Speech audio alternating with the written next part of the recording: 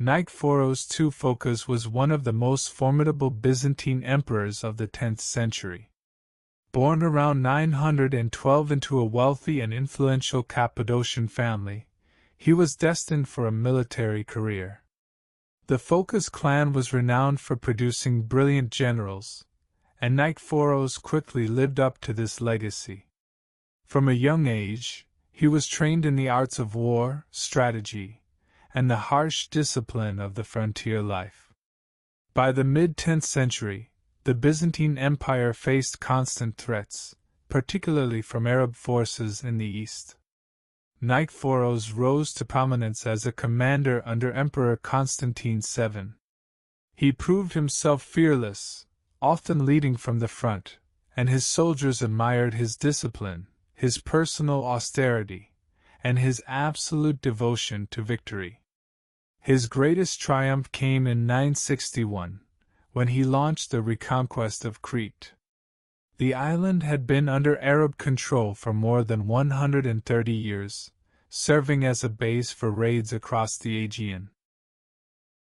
Nikephoros led a massive siege of the island's capital, Tzimiskes, which lasted months. The eventual victory was decisive. Crete returned to Byzantine rule, piracy in the Aegean was crushed, and the empire celebrated him as a savior of Christendom. This success earned him the title of a living legend, the White Death of the Saracens.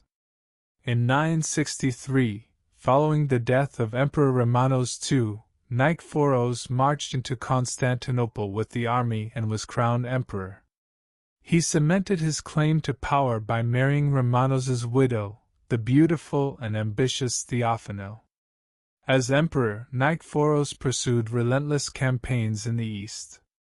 He pushed into Cilicia and northern Syria, capturing the city of Aleppo in 962 and forcing the Hamdanid dynasty into submission. These victories expanded Byzantium's borders and secured its position as the strongest Christian power of the era.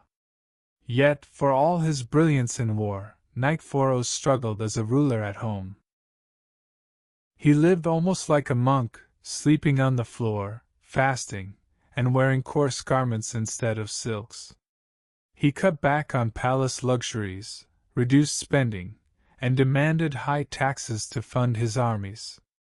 The empire grew stronger militarily, but the people grew resentful of his harshness.